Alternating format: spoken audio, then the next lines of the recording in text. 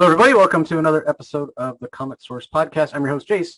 This is another creator-owned spotlight. We are here to talk about Area 51, the Helix Project, once again, because it's time for issue number 3. So I have the writer here joining me, my buddy Trevor Fernandes-Lenkiewicz. Trevor, thanks for joining me, man. Hey man, it's good to be on. Long time no see. Yeah, it's been months. And a lot of hiccups with, let's talk about the end of the campaign, the second campaign before Third? we'll dive into the third. Well, Right? this is the fourth one. This is the fourth one. Oh, you're right. You're right. My bad.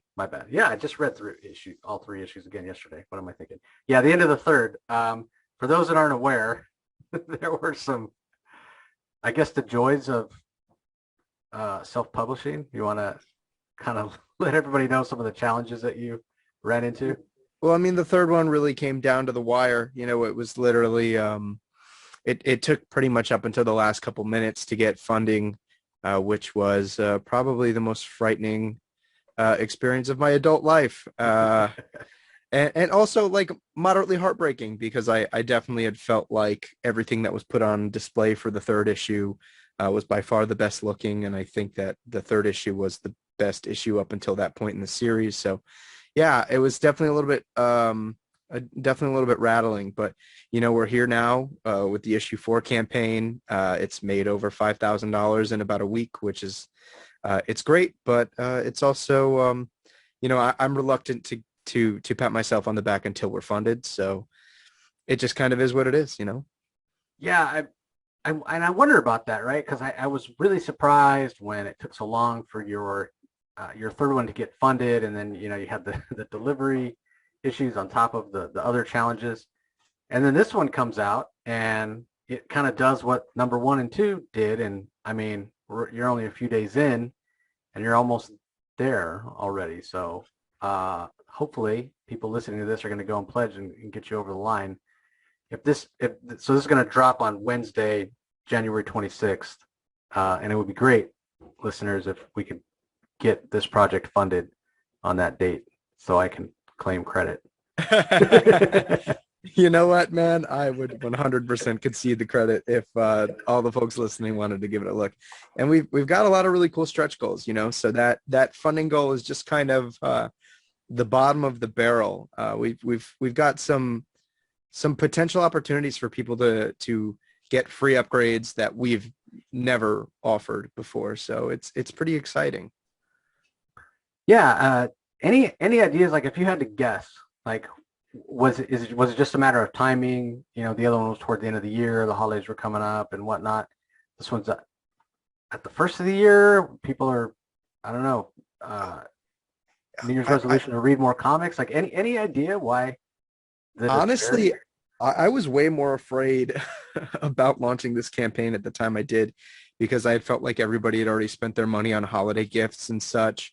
With the last one, it was like it ended basically at the end of the summer.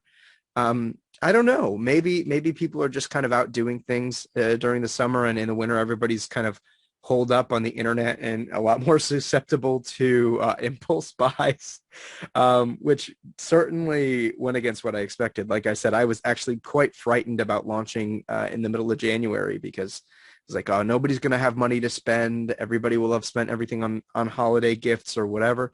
But it's been a pleasant surprise for sure. And the tough thing about comics too are that it is just a market unlike anything else. It kind of sits somewhere in between collectibles and entertainment. And then, you have within the entertainment space itself, you have sort of art entertainment and like literary entertainment. It's weird, man. Particularly given the history of the business too. So it's really hard to make predictions, or maybe I'm just still so new to this whole thing that there's some type of pattern that I've yet to understand. But to be honest with you, I really don't know why we're off to so much more vicious of a sprint on this one than we were with the last one. Yeah, but I mean, I guess it's a good problem to have.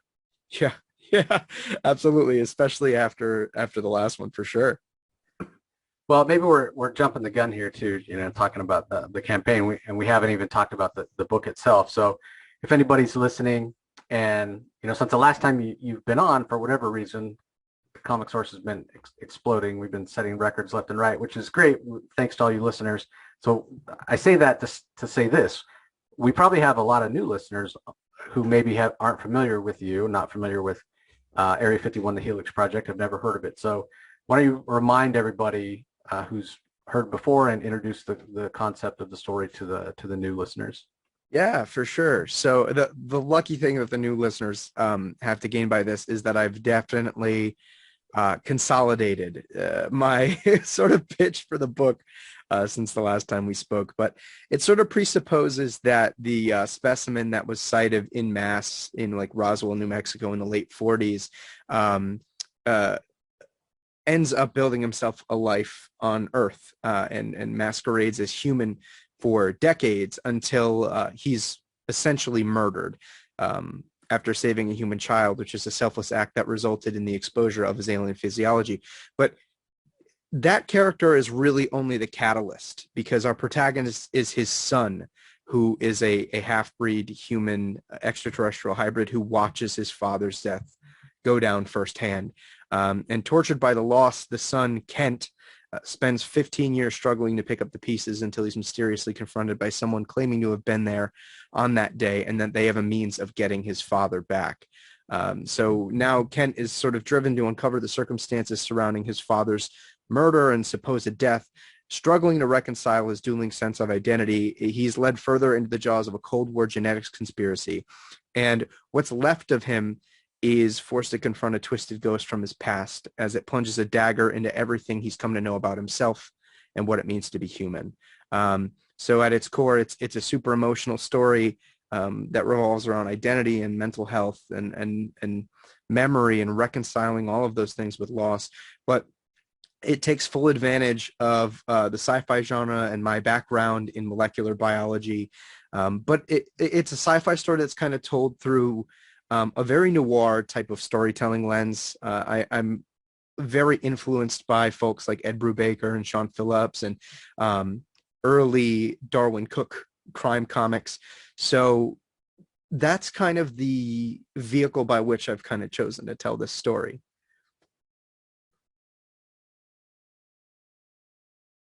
Sorry, I'm still on mute. Yeah, and I think one thing that's interesting is your choice of setting. The fact that you've chosen the 1970s, which for whatever reason, I mean, I was born during the 70s, but for whatever reason, there's that mystique of the 70s where it's kind of a confluence of a lot of different things. Like, the kind of the gluttony of the 80s was, on the horizon, and it had its roots in the 70s, and there was already a little bit of the greed is good atmosphere or aesthetic or what have you, but there was also still like the mystery and sort of the hippy dippy stuff of the 70s, and even a little bit of the 50s where UFOs and science fiction, whatever, really started capturing the imagination of the public. Talk a little bit about choosing that time period, and especially the visual aesthetic that you've established with your artists. Yeah, so there's a lot of kind of confluence that goes into that period of time. One, just in terms of logistically picking a moment in time where I thought that we could take that leap into the fiction, into the science fiction, would kind of make the most sense. It was in the 70s that the sort of hysteria about unidentified flying objects really entered this sort of global public eye, despite a lot of like the major sightings having happened like 20 to 30 years prior. And there's also this idea of all of like the social tumult that kind of occurs in the 70s. You had the mid to late 60s where drug use kind of became a lot more common of a pastime for many Americans, and we began to sort of unlock a lot of the rigidity of the 50s and the 40s and the 30s culturally and socially.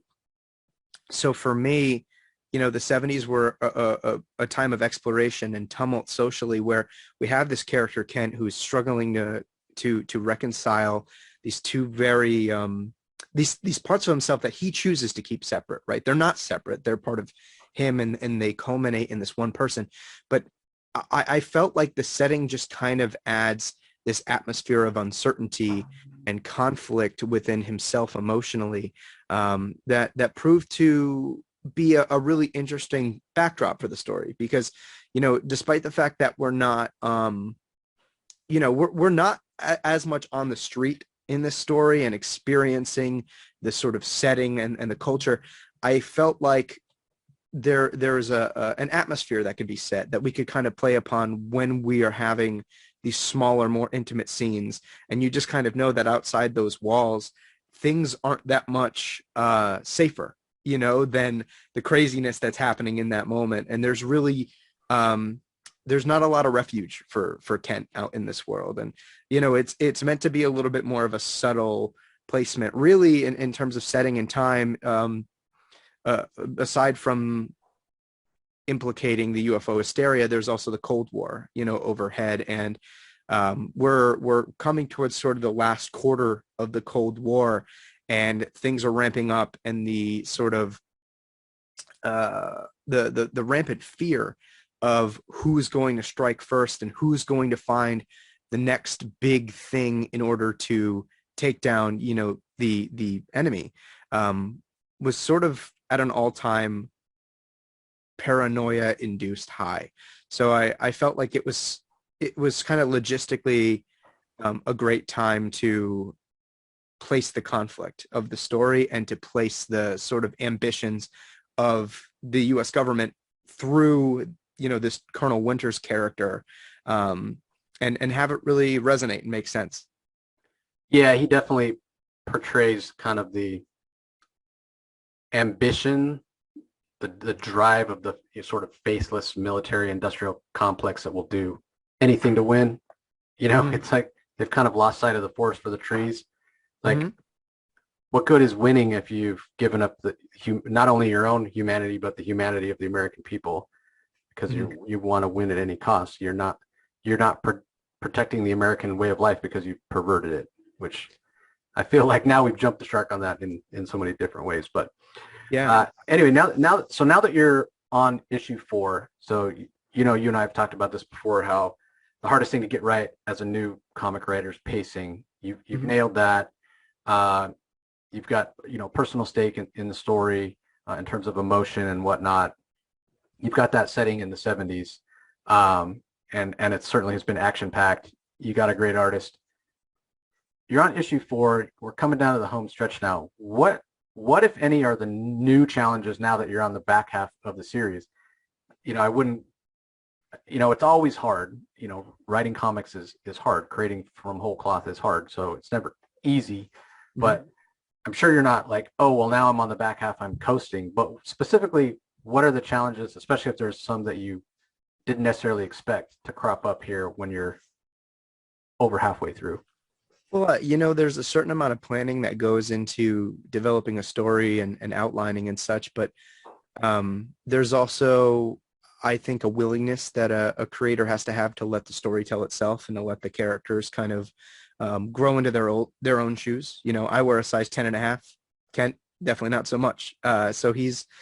So himself and the M character and Colonel Winters, they all sort of, they've developed qualities and personality traits and aspects to themselves that were never quite a plan from the beginning. And so for me, it was the most important thing now, as we're on the back half of this story, is one, to pay off all of the development that we've set up so far, but also to do right by those characters. And that doesn't necessarily mean give them a happy ending, but giving them what they need, right? Based on the context that we've set up here and based on what I know about them now, having gotten to spend 4 issues with them. And for all intents and purposes, I've finished the writing of the series. So there was an evolution for me in my understanding of who these characters would be, aside from what I had originally kind of blueprinted them as. They grew into their own people, which I honestly think is one of the most satisfying things about getting to the end of the story, but also the most stress-inducing, because sometimes those characters might become something that people don't expect. And my job here as the writer, as the sort of pilot of the ship, is to make those things make sense in the context of the story and the world and thematically in this narrative that we're building. So both a blessing and a curse. So you say, you've got the rest of the series all, it's already written basically. We are on the back half, issue 4, obviously, and we've talked about how well the campaign's done so far, knock on wood, not to jinx it. And again, that third one just threw me for a loop, as much as probably not as much as you, but just was so surprised because the first two did so well. Yeah. Let's talk a little bit about the community that built up around it, because they certainly showed up for 1 and 2. Not sure, like you said, maybe people were on vacation or something for that third one. How is the community around the project?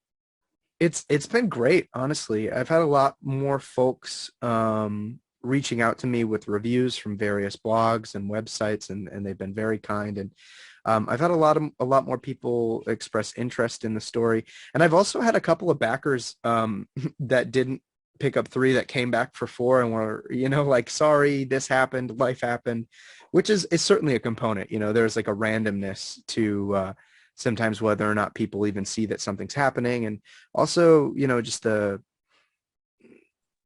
sort of vicious wave that has been the last 2 years due to the pandemic, everybody kind of mentally and financially and socially, there's an element of unpredictability there that I think is 100% impacted that sort of slump in Kickstarter pre-orders for issue 3.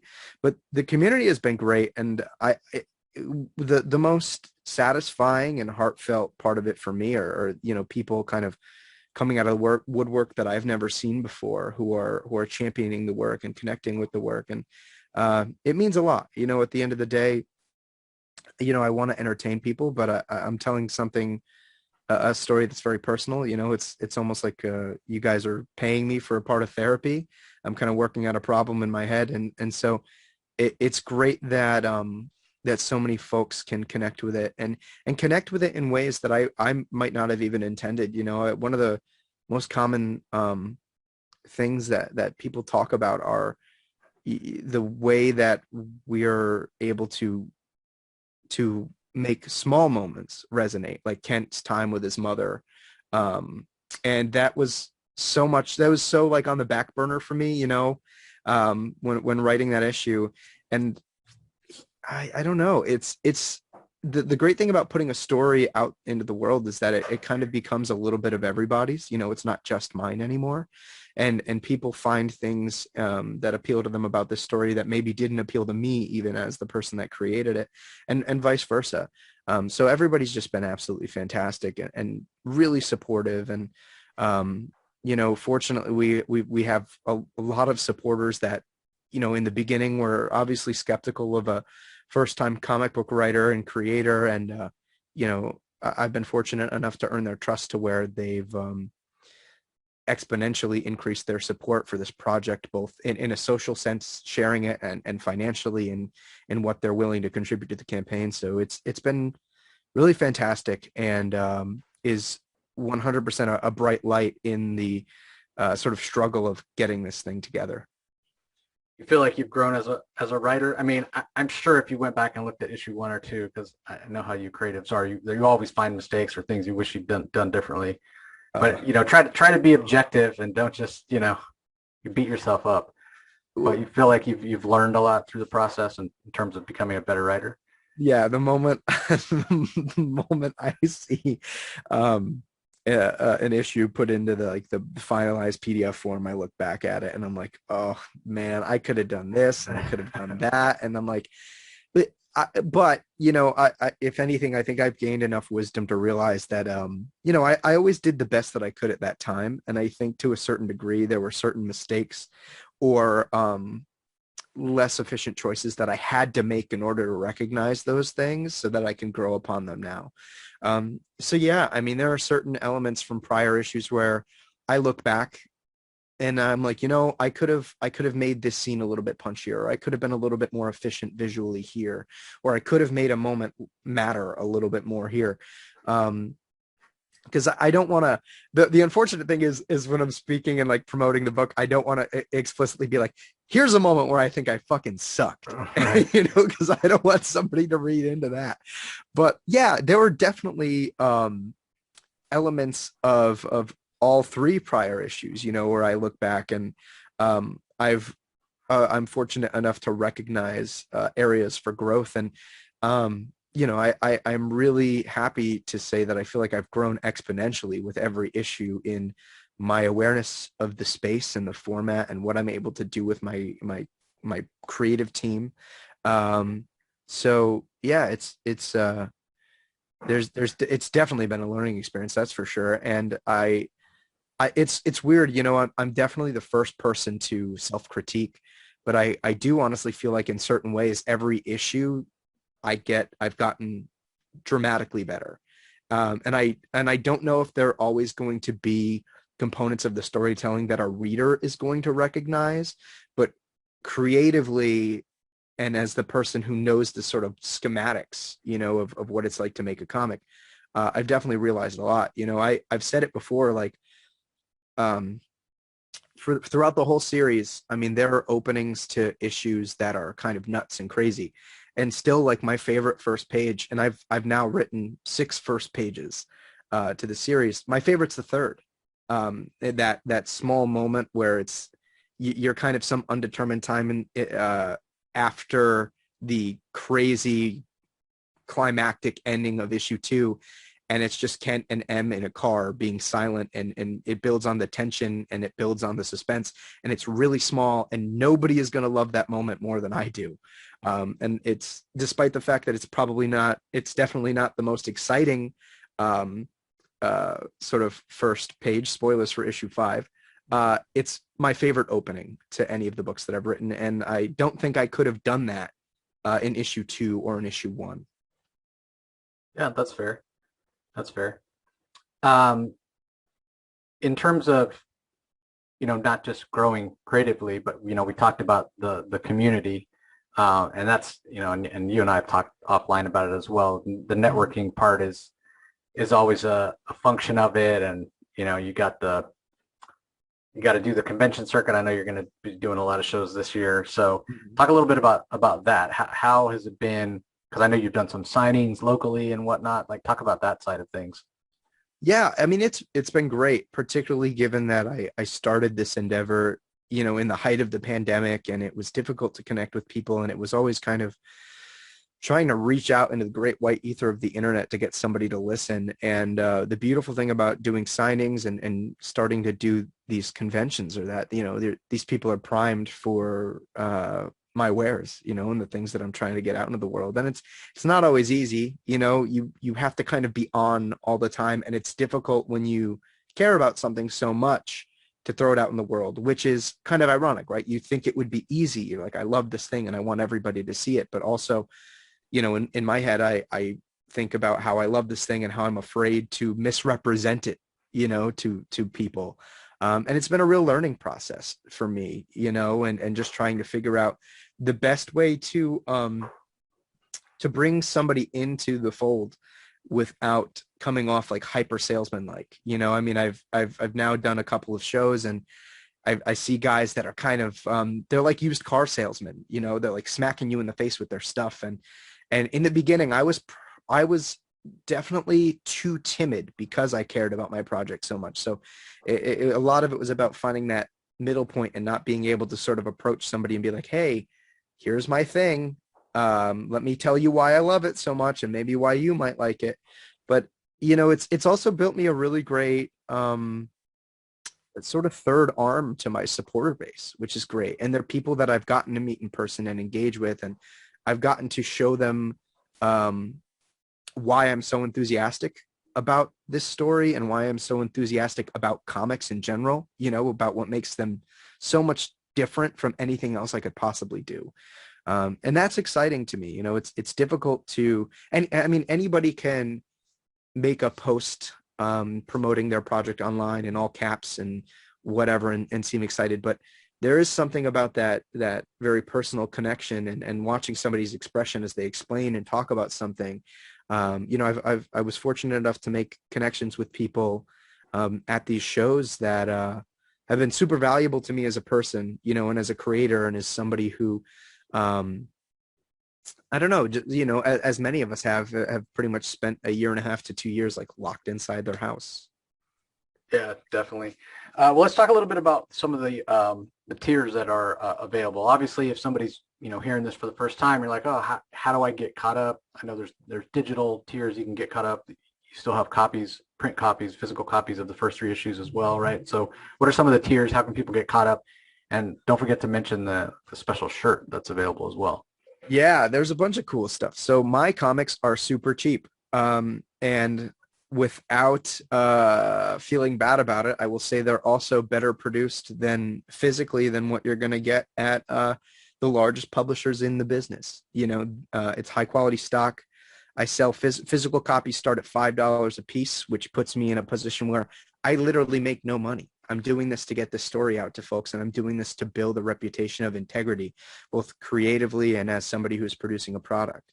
So, if you wanted to, you could catch up and get all 4 digital issues for $15. I don't know anywhere that's offering anything remotely like that of a story, 24 pages of straight story per issue, no fat in there, no ads, no nothing. So if you're a little bit trepidatious, you think I might be a little bit of an asshat, but the story sounds interesting, for $15, you can shit all over my comic book. Otherwise, physically, you can catch up for 20 plus shipping, and you're going to have a shelf stable book. And at your discretion, if you want me to, I will scribble my name on it for you for free. So I try to be as inclusive with the folks that get in on the Kickstarter, and I try to provide opportunities that I will only be able to provide while I'm at this kind of burgeoning stage of the early career. You can go as far as to becoming a credited producer of the series, which I found out has its benefits. Back in October, one of my executive producers applied for a professional badge at New York Comic Con and got it. So cool. There are some unforeseen added perks to becoming a producer or executive producer of the series.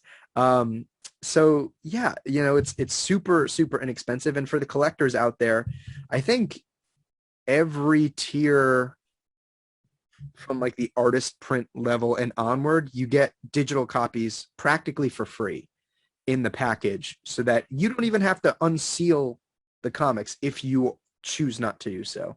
But other than that, you have opportunities to get commissioned artwork from both my interior and A cover artist, and then my cover artist, both of which are absolutely spectacular. They both live on a separate continent, so it's going to be very difficult for you to get any piece of their artwork otherwise.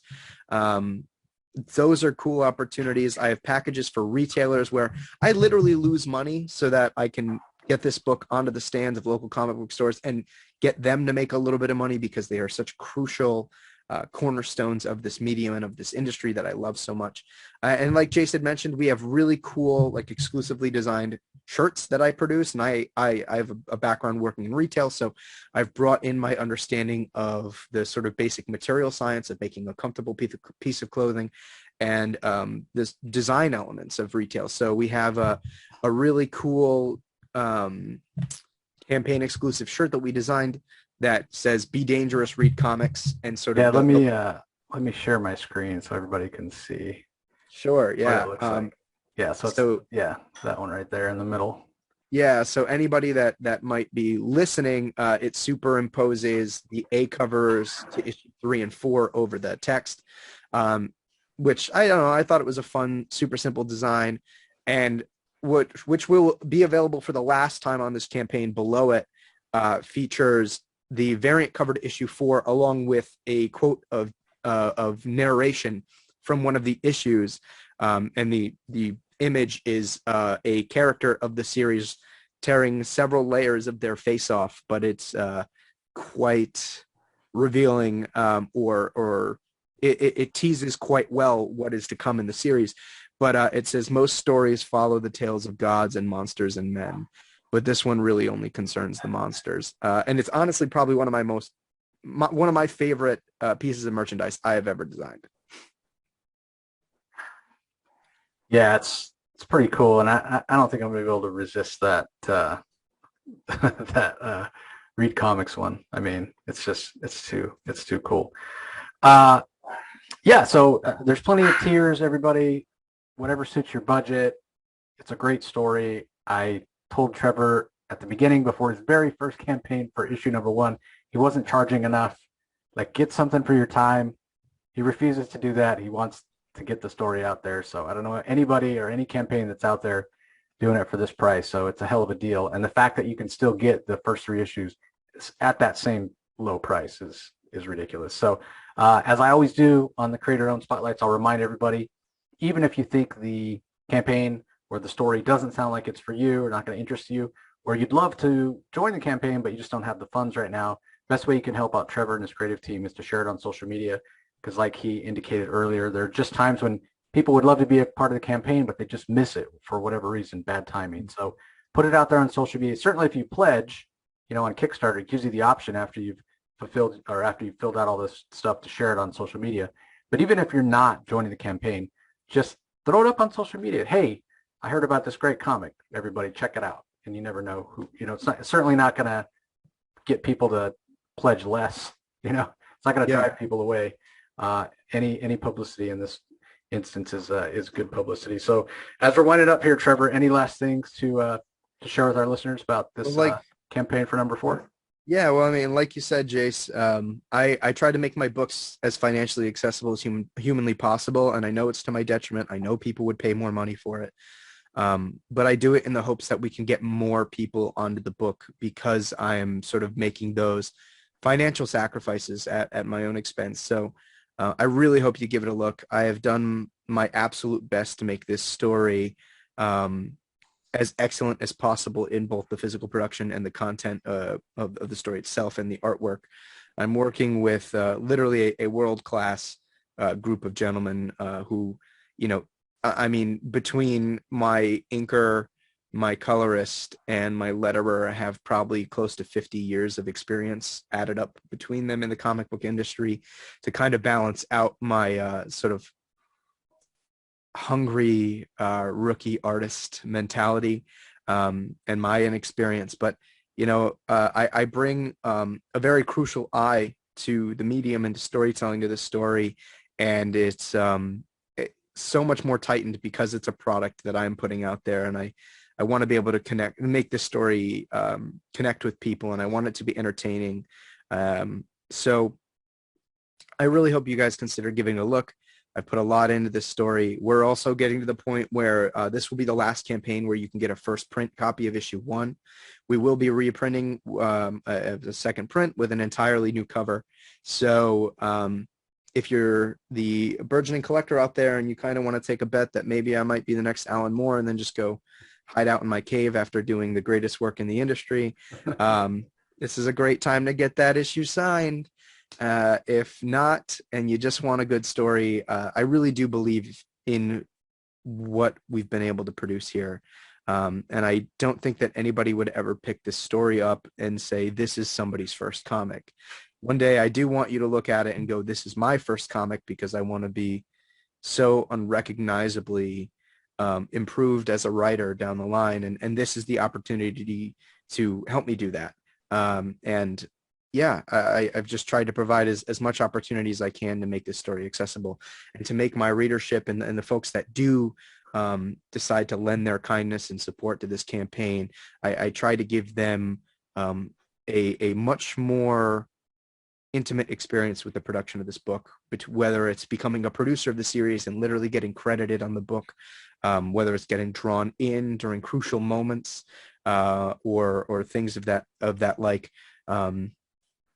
I really hope you give it a look. It's been a lot of blood, sweat, and tears putting this thing out there, and you're getting at bare minimum a project from a group of creators that really do care about what they do, and I'm hungry to eventually be one of the best, and I think that dedication kind of comes through in this story for sure. All right, last question. Any chance Kent's going to be playing any liar's dice in issue 5 or 6? Oh man. Only if I was gonna say only if you buy him a bourbon, but he's underage. So All right, next project. Got to get it yeah, in. in the sequel, we'll have to cameo liar's dice in the sequel with a pack of gentlemen drinking bourbon and joking about the 5, 6. proprietor of Terrificon. Yeah. Yeah, Mitch Helix. Mitch Helix, Terrificon. Terrificon. Okay, that's going to do it, everybody. We really appreciate Trevor joining us. Remind everybody where they can find you online, Trevor. Sure, yeah, you can find me on pretty much any social media at Pocket Watch Press. However, because Twitter just likes to keep things short and sweet, we have been truncated to P Watch Press. You can check me out on Kickstarter, Area 51, the Helix Project. It'll be titled Issues 1 through 4. I really, really hope you consider giving it a look. And taking advantage of some of the opportunities. If you do, I also forget to mention that we've instituted like a referral system. So if you do refer somebody and after they back, have them message me with your name, as long as you are also pledged. And the backer with the highest amount of referrals will receive quite a grand prize pack along with their pledge rewards. So I've tried to add a little bit of fire under the bums of all of our supporters. But check us out. Follow us in what we do. We have a newsletter that kind of brings you behind the scenes and shows you how to make the sauce. If that interests you as a reader, as an aspiring creator. If you are an aspiring creator, by the way, there's a tier on the Kickstarter where I will give you an in-depth script or portfolio review if you're an artist, which I can promise you I bring a very high level of integrity to those things. I will not sugarcoat everything, but I will 100% try to give you the best possible feedback based on my experience and based on the experiences of the people that are infinitely more talented than me that I have had the pleasure of talking with. So check us out. Jace, thanks for having me on, man. Thank you for sharing your platform with our little book. Yeah, no problem. Everybody, there'll be a link in the show notes to the campaign as well as Trevor's social media. So go click there, give Pocket Watch Press a follow, and certainly go and check out the campaign. So we appreciate everybody's support and for you guys joining us as always, and we'll talk to you next time.